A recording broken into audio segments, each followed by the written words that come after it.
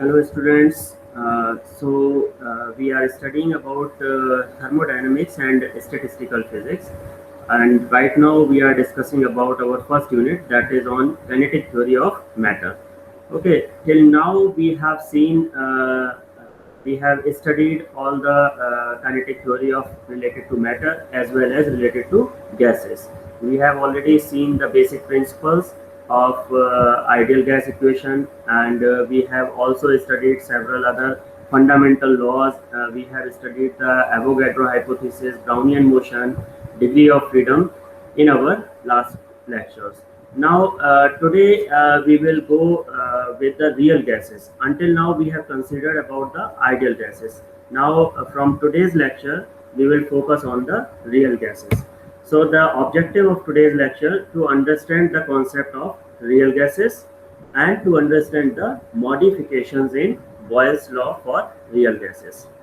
The outcome of today's lecture is after this completion of the lecture, you will be able to learn about the differences between real gases and ideal gas. And secondly, you will get the knowledge of an important experiment done by Andrew.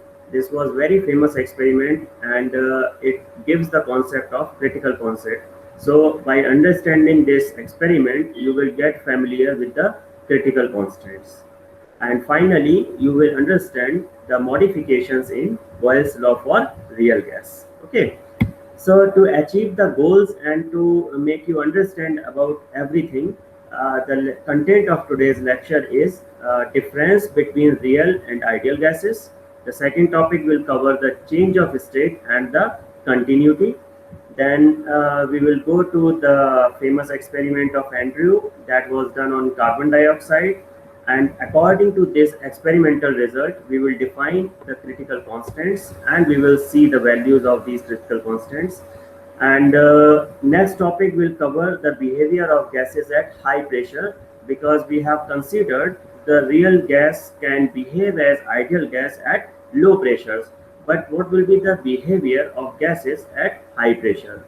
And finally, the lecture will be ended with the understanding of Boyle temperatures. Okay, here are the reference books for today's lecture. You can consult all these books, but I would recommend especially for the third book, Heat and Thermodynamics, that is written in very simple language and it is very easy to understand. The authors for this book is Brijlal and Subramaniam. You can consider these two consult. Of course, other books are also very nice.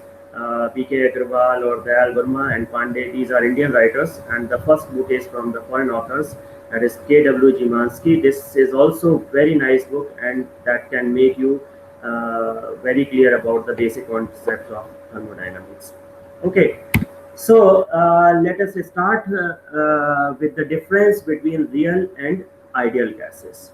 So we have already studied that all the ideal gas, actually this is not the real situation. Ideal gas is only a hypothetical gas. So ideal gas strictly obeys all the gas laws such as Boyle's law, Charles law, and of course the ideal gas equation, that is PV equals to RT, and this is true for all the conditions irrespective of low pressure, high pressure, low temperature, high temperature. Everything is valid for the ideal gas. But in contrast to this, real gases such as hydrogen, nitrogen, helium, etc., they show some deviation from the gas laws. And especially if you go to high pressure and low temperatures, there is a huge deviation from these laws. Okay. Now, if we consider at low pressure, because we have seen in ideal gas, there is no intermolecular forces between the molecules of ideal gas. If we consider the low pressure case for real gas, these real gas, uh, the real gas can also behave as ideal gas, because at low pressure the intermolecular distance is large between the molecules, and that's why the intermolecular forces is very small, that can be negligible, and that's why at low pressure this real gases can be considered as ideal gas and obey all the gas equation, right? Now, the next difference between the real gas and ideal gas is related to their internal energy. As we have studied in our previous lecture, that the internal energy of an ideal gas is a function of temperature only. We have seen the equation, if you recall your last lecture, it was du upon dp equals to 0 at constant temperature and du upon dv equals to 0. So that means it was not a function of pressure and volume, it is function of temperature only. But in case of real gas, it is a function of both pressure and temperature. Okay, now we will move to our next topic, that is related to change of state and the continuity. As we have seen that the main states of matter are solid, liquid and gas. Of course there are two other states, but these are not really easy to achieve, easy to form. The other two states like Bose-Einstein condensate, they need extremely low temperature, and for plasma, to create plasma we need very high temperature. So that are not our daily application purpose matter, right? Now if we consider our three main matter, three state of matter, that is solid, liquid and gas. Let us start with the liquid. Now if we focus on the molecules in liquid, they are always in random motion, and the motion is directly related to the average kinetic energy of the molecules, right?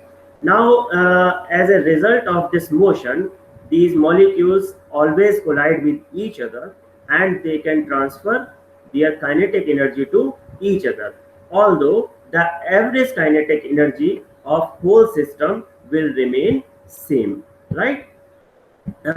This happens in the case of gases also, this happens in the cases of liquid also. So right now we are considering about liquids.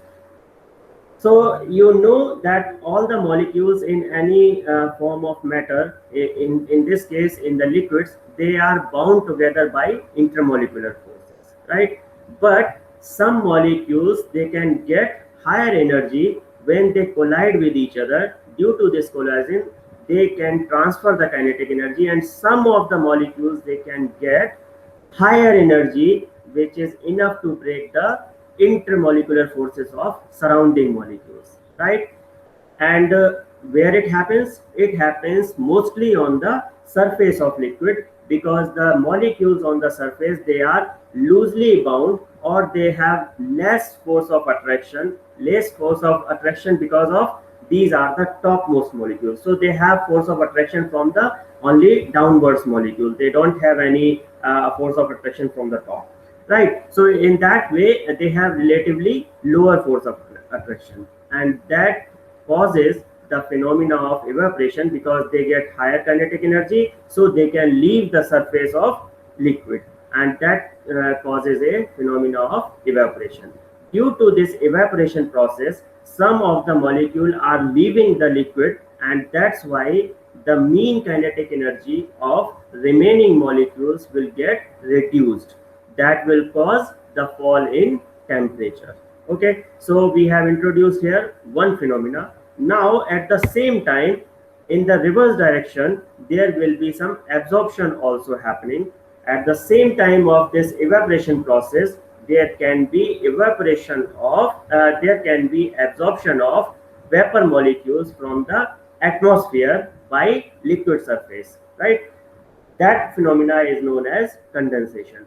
Now these two processes, they occur at the same time, however the rate of evaporation is more than condensation, because we are talking only about at room temperature, we are not supplying any heat, or we are not increasing the temperature of these processes. So at the room temperature, the rate of these processes is very low. I mean, there is a limitation of the rate of these processes. If we supply some heat, if we supply some energy to the liquid, and this heat, if this heat is enough, that is more than the cooling by evaporation, then the temperature of liquid start increasing in addition to the rate of evaporation. Okay, so at a certain point, that rate of heat supply will be equals to the rate of evaporation, and at this point the evaporation will take place without increase in temperature, and this point is known as boiling point. Okay, so this is the point where liquid state is changing to gas or vapor, right?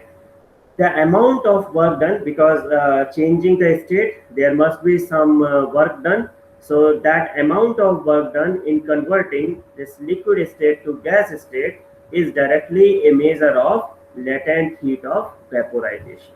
Okay, this is the conversion from liquid to gas. In the when the science was not developed so much, in the very beginning it was believed that all the gases exist in gas form only. Before this discovery of these phenomena, it was believed that liquid remains liquid, gas remains gas. There is no correlation between the two states or between the three states. In addition, it was also assumed that these states, liquid or gas, they are non-continuous and they are totally separated from each other. But at a later stage, when the science was developed, it was realized that if we increase the pressure of gas, then what will happen? The molecules will come closer and the intermolecular force will increase. And if intermolecular attraction force increase, at some point the distance between gas molecules will be very small, and that will be equivalent to the state of liquid. That means if we increase the pressure at certain point, it can change from gas to liquid state, right? That means gas gets liquefied, and that is the change of state again, and that defines the continuity of the different states of matter. All the states can be changed to each other by changing the pressure and temperature conditions. Okay, this change of state if we want to see other example, we can consider the example of ice also. If we supply heat to ice, its molecules get energy, and when they get energy, they will be free to move as that of liquid state, and then ice will start converting into water. If we continue supplying this heat, the intermolecular force between the water molecules will have more energy, and the intermolecular force will be very small, and that will be equivalent that in gaseous state. So that liquid will convert to gas state. This conversion you can see in the attached figure here. All the three states can meet at one point, and this is known as triple point. From this point we can convert to solid, we can convert to liquid, or we can convert to gas state. This is triple point and very important phenomena to understand the states of matter. We can change only pressure and temperature, and we can get any state within each other. Okay, ice can convert to water, water can convert to vapor, or we can convert opposite way also, right? So this is the important phenomena of triple point. Now let us move to the next topic, which is quite interesting topic and quite interesting experiment, which has opened a new dimension to thermodynamics, that has defined the critical points, critical parameters. Okay, so this experiment was initially done for a decade almost, from 1861 to 1870, and Fuse has carried out this famous experiment to see the effect of temperature and pressure on the volume of carbon dioxide. He has made this kind of apparatus and studied the effect of pressure on the volume of gases at different temperatures. Okay, so what is this apparatus? This apparatus actually consists of a thick walled glass capillary tube. Here, this is the capillary tube which is containing the test gas. In this case, entry you use carbon dioxide, and that was enclosed by a mercury drop here, that was sealed by this mercury, and this was inserted into a metal compression chamber. by means of liquid tight bond. Okay, the chamber was containing water and is connected to an exactly similar chamber with a glass tube but containing air. So here it was the testing gas carbon dioxide, but in this capillary we have put air in the capillary, and then it was again sealed by the mercury, and finally it was dipped into the water. And here we can increase the pressure of this tube by tightening the screw. Okay, this tube is served as manometer to see the pressure and to see the pressure difference. Okay, this pressure can be applied by tightening this screw, and finally this pressure is hydraulically transmitted from water to the volume of the air and carbon dioxide. And this upper part of this test tube, where the carbon dioxide was exist, that was covered by a heating bath, so that the temperature of this portion can be controlled. We can heat this portion or we can cool it down at the desired temperature. Right. Now in this slide, the results from this experiment is shown. He has performed several experiments at different temperature, at different pressure and volume condition. If you see here, this curve is showing on the y-axis it is pressure, and on the x-axis it is showing the volume, and these are the isothermal curves at different temperature. Here started from 13.1 and go up to high temperature. So if we focus on 13.1 degree centigrade, you can see here when we decrease the volume of system from A to B, the change in pressure is very linear. Okay, that is showing the gas behavior of CO2 because it is following Boyle's law. What the Boyle's law is saying, PV equals to constant. So that means if we reduce the volume, the pressure should be increased, and that is happening from A to B.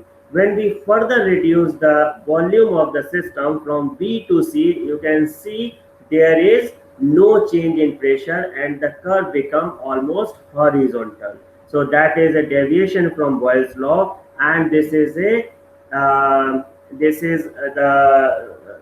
condensation process when the gas is converted into liquid state. Okay, and after this point C, the curve is very steep. The pressure is increasing very steeply with no change in volume, and that means that after point C, the substance become highly incompressible. Okay, at point C, the gas gets liquefied, and portion CD represents the liquid phase of CO2 only. Okay, if we move to the next temperature, 21.5 degree, almost same behavior was observed. You can see similar phenomena of condensation was observed from F to Z, and then a steep rise in pressure was observed for this temperature also. But when we increase the temperature further at 31.1 degree centigrade, particularly for carbon dioxide, you can see that this horizontal part is completely vanished, almost finished, and this part is known as, or this point is known as, critical temperature for carbon dioxide. Above this temperature, all the curves, if you see at 32.5, 35.5 or 48.5, there is no horizontal part and the gas is following only Boyle's law. That means when we decrease the volume, the pressure is increased. Okay, that means above critical isothermal, CO2 gas cannot be converted to liquid state irrespective of pressure. Whatever pressure we apply, there will be no change of state from gas to liquid after this critical point. Okay, now on the basis of this, we can define several critical constants. First of them is critical temperature. The temperature, this is defined as a temperature at which it becomes possible to liquefy a gas under compression, and that temperature is known as critical temperature. Above this temperature, the gas cannot be liquefied whatever the pressure can be applied. you can apply as high as possible, but there will be no change in the state of gas. At this temperature, the properties of the liquid and its saturated vapor are identical. Okay. The next point is critical pressure, that is represented by PC. Then how to define this? It's very simple to define. It is the pressure necessary to liquefy a gas at critical temperature. That is known as critical pressure. Okay. The next one is critical volume. So how to define this? It is the volume which unit mass of a gas occupies at the critical temperature and pressure condition. Okay. The final is critical point. So the critical point is defined as the point on the isothermal curve for the critical temperature at which the change of state from gaseous to liquid takes place at constant values of critical pressure and critical volume. So these all parameters TC, PC and BC, we can call them critical constants collectively, right? Now the next topic is behavior of gases at high pressure. What is happening with the real gases when we increase the pressure? We already know that at low pressure they follow the same laws at ideal gas. But if we increase the pressure, what will happen? To see this effect, a curve is plotted between PV and pressure. Okay, so there are three different categories of these curves. If we see at this point, the first point is at high temperature, that is more than 200 degree. In this case, this curve are shown for carbon dioxide. If we go beyond 200 degree at very high temperature, at 300, 400 degree, that time at high temperature, the PV is increasing with increasing in pressure. Okay, but when we go at somehow lower temperature, for example near 200 degrees centigrade, the value of PV decreases first and then it start increasing again, right? It becomes minimum at particular pressure point. Okay. Now if we go at the temperature below critical temperature, then what happened? There is a sudden decrease in PV with increase in pressure, which correspond to change of state from gas to liquid. When this process is complete at this point, the pressure start increasing again. Okay, so that means Boyle's law is followed only at high temperature and low pressure side.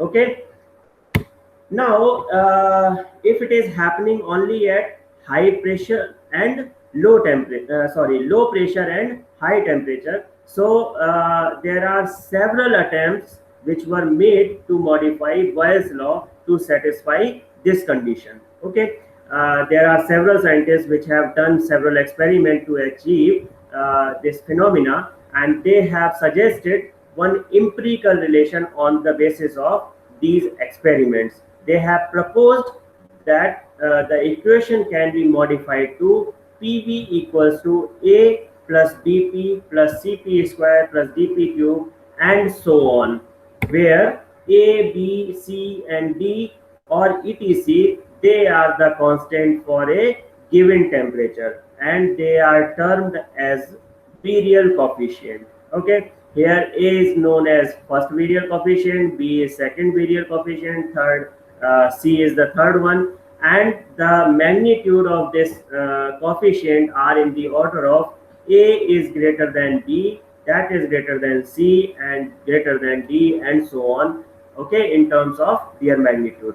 Now if we consider the low pressure condition, that means P tends to 0. At this condition, what will happen? PV equals to A, because if we tend P equals to 0, that means if we look at this equation, then P will be 0, P will be 0 and all these terms will be 0. That will be PV equals to A, where A can be defined as RT, and this is, you can see, this is the Boyle's law. So that means at low pressure equation simply change to Boyle's equation. Okay, or you can say the ideal equation. Okay, now we will see the last topic of today's lecture, that is Boyle temperature. Now here we have seen the recently modified equation, that is PV equals to A plus BP plus CP square plus something so on, right? Here coefficient B is very important, which is actually different for the different gases, but behave similarly for all the gases. The value can be different for different gases, but it will be similar. The behavior should be similar. The trend will be similar for all the gases. Okay. The value of coefficient B is negative at low temperature according to experiment, because I already told you this is the empirical relation. So empirical relation is based on experimental results only. So according to that, the value of coefficient B is negative at low temperature, and then it starts increasing to reach 0, and finally it becomes positive when we continue increasing the temperature. So the temperature at which the value of coefficient B is 0 is known as Boyle temperature and can be represented by TB.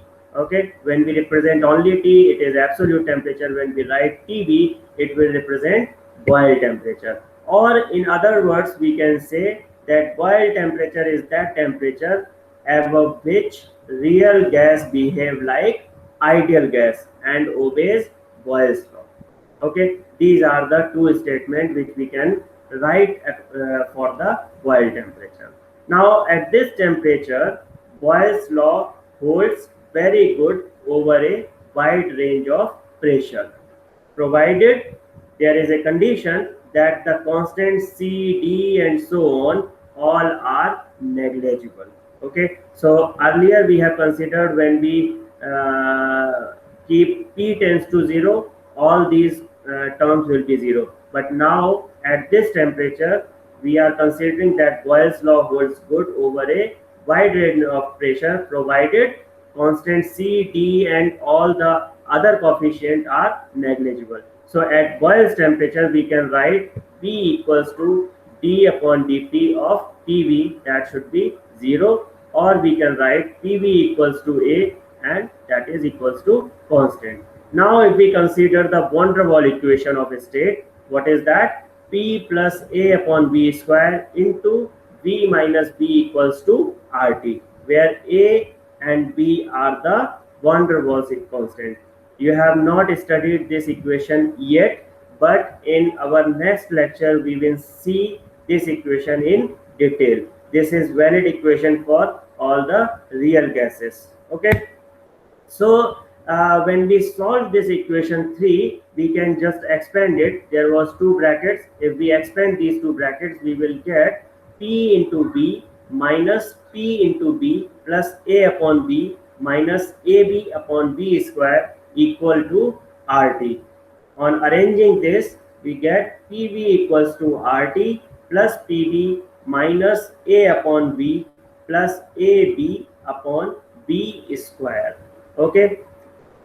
Now from this we can approximately write, we know the ideal gas equation PV equals to RT. So actually that is not true for the real gas, but approximately it should be true, because if you see this equation, there is a change in the ideal gas equation by the small quantity plus A upon B square, and B is the constant. So according to that, if we approximately write, we can write V equals to RT upon P for this condition also. Now when we put the value of volume in this equation 4, what we get is PV equals to RT plus PB minus AP upon RT. Okay, plus here V square is in the denomination, then plus ABP square upon R square T square. If we rearrange this, we get PV equals to RT plus B minus A upon RT plus ABP square upon R square T square. Now if we compare this equation with our previous equation, that was the modified empirical relation, that was PV equals to A plus BP plus CP square plus DP cube and so on. What we get is A equals to RT, B equals to B minus A upon RT, and C equals to AB upon R square T square. We get these three values for different coefficients. Okay, now we have already defined the boil temperature. What was that? T equals to TB. We always represent boil temperature by TB. So T is TB and B should be 0. Therefore, we have 0 equals to B minus A upon RTB. And from there, what we get, the value of TB equals to A upon RB. This equation gives the value of Boyle's temperature of all gases that are obeying van der Waal equation, and the value is depending on A and B, which are different for different gases according to van der Waal equation. Okay, the value of A and B are always different and that are dependent on the gases. Okay, so now this is the final topic, and now we can have a look what you have learned from this lecture. So the first question for today's quiz is one, internal energy of ideal gas is a function of temperature, volume, pressure, and the fourth option is temperature and pressure both. So for ideal gas, we have studied there is no intermolecular force or very negligible intermolecular force between the molecules of ideal gas, and that means there is no potential energy, only kinetic energy, right? So internal energy, we have derived the equation du upon dp equals to 0 and du upon dv equals to 0, right? So according to that, these are not the internal energy cannot be the function of P and B. This is the function of only temperature. So the right answer is A for this question. Internal energy of ideal gas is a function of temperature only. But in case of real gas, the internal energy is a function of both pressure and temperature. Okay. The next question is related to Andrew's experiment on the which gas? Andrews did his experiment on which gas? Helium, nitrogen, carbon dioxide, or oxygen? Yeah, it is quite interesting, and it was done on carbon dioxide. So the right answer is option C. The third question is again related to the Andrew experiment on the carbon dioxide, and it is asking that what is the critical temperature of CO2? 12 degree, 31.1 degree, 21.5 degree, or none of the above. If you recall your slides related to Andrew's experiment, you can see from this curve, you can see after 31.1 degree, the horizontal part is completely vanished, and that means this is the critical point. This is the critical temperature, and that was the question here in our quiz. The critical temperature of CO2 is 31.1 degrees. So the right answer is B. The fourth question is if A, B, C, and D are first, second, third, fourth virial coefficient, then what is the order of these in terms of magnitude?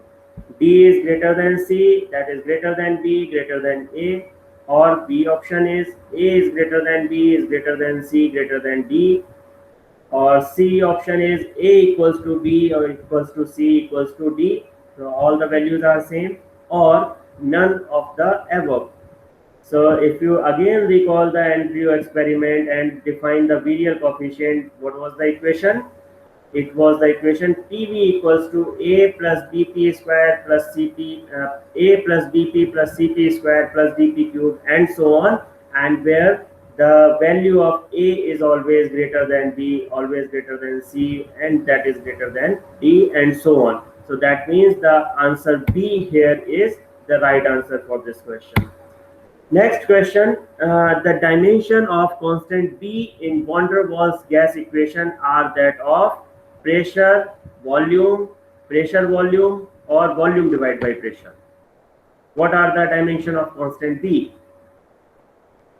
What is the van der Waals equation? That is given by P plus A upon B square into B minus B equals to RT, right? So constant B is introducing in terms of volume, B minus B. That means the dimension should be similar to as that of volume only. So the right answer here for this question is option B, volume. Next question is the value of critical volume BC according to van der Waals equation is BC equals to B, BC equals to 2B, BC equals to 3B, or BC equals to 4B. What is the value of critical volume?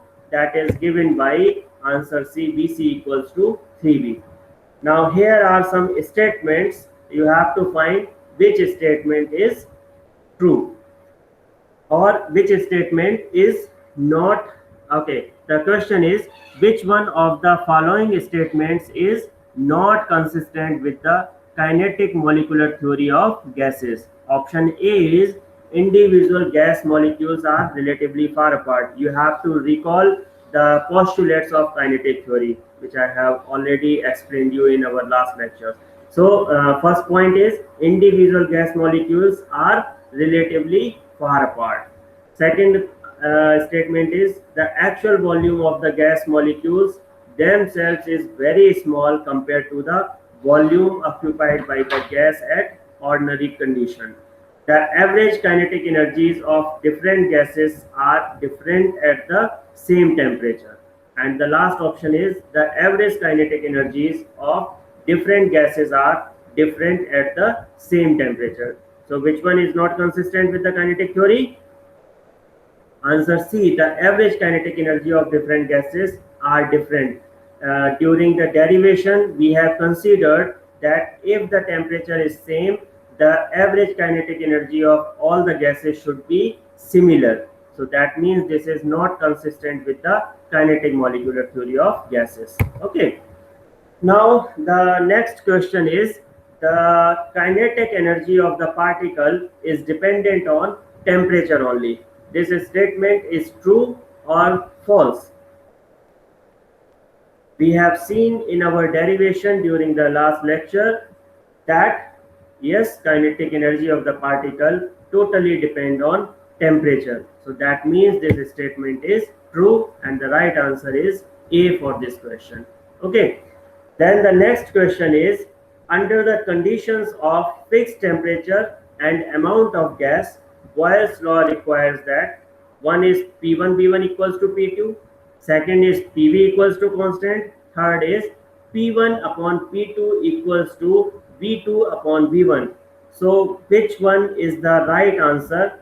A option is only first is correct, B is only second is required, C option is only third required, or D is first, second and third, all three are required.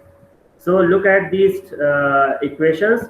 You see here P1 B1 equals to P2 V2. That means we can write it in generalized term PV equals to constant. So somehow this is very similar to the second point, PV equals to constant. Now if we rearrange the third one, P1 upon P2 equals to V2 upon V1, that will become P1 into B1 equals to P2 V2, and you can see this is the similar form of first statement. That means all the three conditions should be satisfied. So the right answer is D for this question. The last question of today's quiz is a real gas most closely approaches the behavior of an ideal gas under conditions of high pressure and low temperature, low pressure and high temperature, low pressure and temperature, high pressure and temperature. We have recently seen from the curve of PV and P, if you recall this, if you see this curve, we have seen this is the high temperature where it happens to increase with the peak.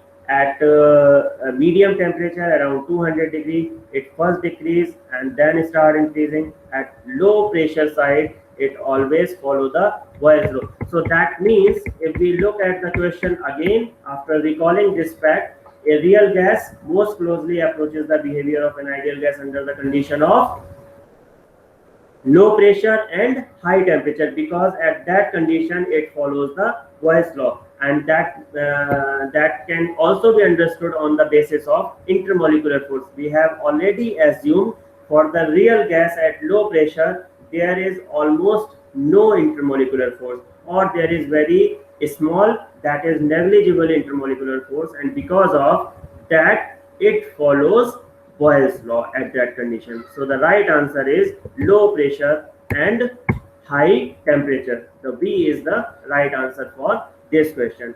So if we have a look on today's lecture, we have studied about the difference first between the ideal gas and real gas. Then we have seen about the different state of matter and their interchanging nature. They are all continuous. They can be changed to each other by changing the pressure and temperature conditions.